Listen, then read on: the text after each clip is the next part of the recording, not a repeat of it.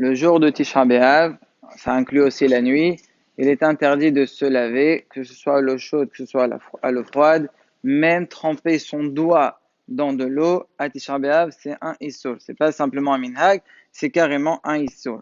La question qu'on peut se poser, c'est qu'on compare presque toujours l'Elchot Tisha B'Av au djinn du Havel. Et on sait que le Havel, pendant les Shiva Yemei Havelot, il a quand même le droit de se laver Panav Yadav El Arlav, ce qui veut dire Mirot Hagouf, avec de l'eau froide. Pourquoi ici on est mahmir plus? La réponse, elle est que dans le Havel, on va lui demander pendant 7 jours. Pendant 7 jours, c'est très difficile pour lui de tenir. Donc c'est pour cela que c'est quand même moutard. Par contre, là, c'est juste une journée entière. Donc on peut tenir. C'est pour cela que la lacha, elle est plus hamoula concernant Tisha B'Av. Maintenant, quelqu'un qui veut se rincer la bouche le jour du Tisha B'Av, il veut se rincer la bouche. Est-ce qu'il a le droit ou pas? Même si la personne, elle te promet, elle te dit, voilà, moi je t'assure que je n'avale pas une goutte, je renverse, je tourne ma tête, je penche ma tête, je suis sûr de rien avaler. C'est assour. Quelle est la raison? Ok, il est sauvé, midin, les vloa, d'avaler, donc il ne boit pas. Mais quand même, il y a un problème de l'ehissa. Il est en train de rincer, et l'ehissa de la miso. Donc c'est pour cela qu'il n'aura pas le droit de se laver la bouche. Par contre, concernant les yeux, si quelqu'un il a l'habitude de se les laver tous les jours, tous les matins, parce qu'il se réveille avec des saletés dans les yeux, etc., c'est moutard. Quelle est la différence? Étant donné que cette rechissa-là, c'est pas le rechissa chez le ta'anouk, tout ce qu'on a été au cerf, c'est une rechissa pour le plaisir. Mais là, c'est simplement parce qu'il y a de la saleté, c'est moutard. La même chose, si quelqu'un dans la journée, il s'est sali les mains, par exemple, une maman qui change son fils, après, d'habitude, le hol, qu'est-ce qu'elle fait après qu'elle le change? Tout de suite, elle se lave les mains. Elle aura le droit de faire ça aussi, Tchabéab. La même chose, c'est pas le Hatta chez le Ta'anouk. Bien sûr, elle fera ce dont elle a besoin. Elle ne fera pas tout, même les deux mains, alors qu'il y a une seule main qui n'est pas propre, etc. Bon, là, dans ce cas-là, en général, elle a les deux. Mais le klal, il est, dès qu'on a besoin, on fait ce qu'on a besoin. Pareil, quand quelqu'un il sort des toilettes, ça change quoi à quelqu'un qui lave midin parce qu'il a des saletés gashmit, voilà, il a du titre, ou bien quelqu'un qui a une saleté spirituelle, le fait qu'il est rentré dans les toilettes, etc. Donc là aussi, il aura le droit de se laver, mais il se lavera uniquement jusqu'au bout des doigts. Donc ça veut dire les phalanges. Il ne faut pas qu'il oublie le pouce. C'est vrai qu'il est un peu décalé. Celui-là aussi, il faut qu'il fasse attention. Deuxième point, si quelqu'un il a oublié Atahonantano, en général, un mot de Shabbat, est-ce qu'il refait l'armida ou pas? Il ne refait pas. Pourquoi? Parce qu'il est sommaire sur le kos. Comme il va y avoir l'Avdallah juste après, c'est bon.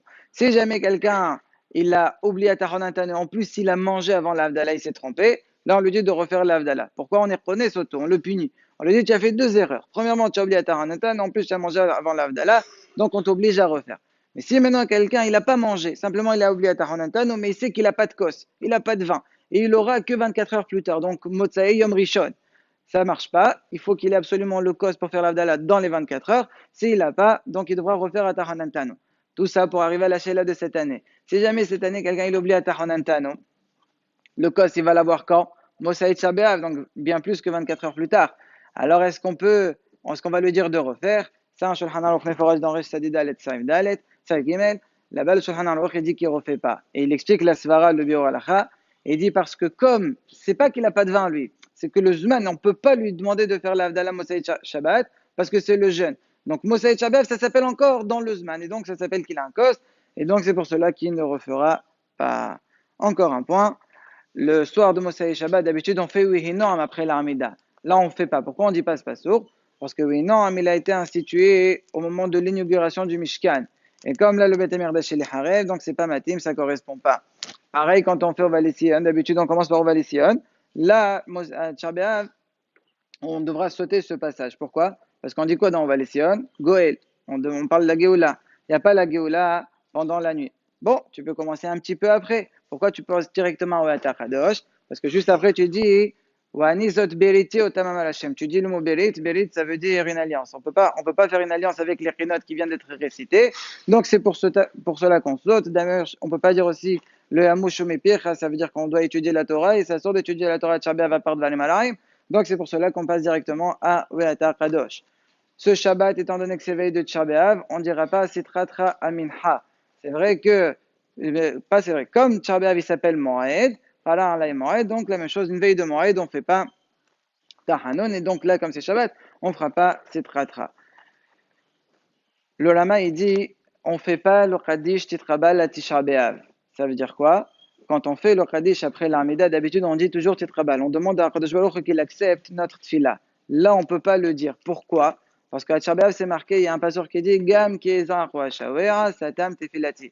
Ça veut dire même si on crie, c'est-à-dire même si on prie, Akadosh Baruch Hu ne reçoit pas notre tefila. Donc c'est pas cher de dire titre Rabbal. Donc il y a un autre hadith à la place qui remplace, c'est titre Keleh Harba Motana. C'est le hadith qu'on fait après une levaya. Donc on fera ce hadith là à la place. Il y a une mahlouk, est-ce qu'on le fait que Arvit ou bien on le fait aussi Arvit et Shaharit? Et nous, notre minhag, c'est de le faire également à Shaharit. Encore un point. Le Rama, il dit qu'il n'y a pas besoin de changer sa place à la synagogue le jour de Tchar B'Av. C'est quoi le Haïdouche? Le Haïdouche, il est comme ça. En général, le Havel, pendant les 3 premières semaines d'Avelot, il doit s'éloigner 4 amotes de sa place habituelle. Comme ça, si jamais le niftar, il est niftar peut-être à cause de lui, alors il est meqabel ala galout. Mais là, étant donné que c'est Tisha B'Av, donc c'est Avelut Yeshana, c'est pas Avelut Hadasha comme le cas du Havel, donc c'est un peu plus calme. On se suffit juste de ne pas s'asseoir sur notre chaise, on s'assoit par terre avec un ifser d'un châtiach ou d'un tapis, pour justement être rochesh à la Adim Probalim qui disent qu'il ne faut pas s'asseoir par terre directement, mais pneu halara. Donc, ça suffit, pas besoin de changer sa place.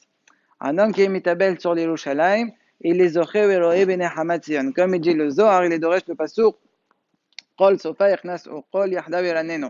Le Zohar, il explique comme ça. Tout celui qui est nas ou qol, qui élève sa voix, ça veut dire qu'il prie bien comme il faut être Shabbat, et il ressent le Holban, etc. Alors il les aurait de l'oé la nevoa yahda ou yeraneno. Ça veut dire ensemble, ils chanteront, ça veut dire la Géola. Donc, Yerason, Shinizke, Winere, Ben Hamatian, Amen, Kinerason.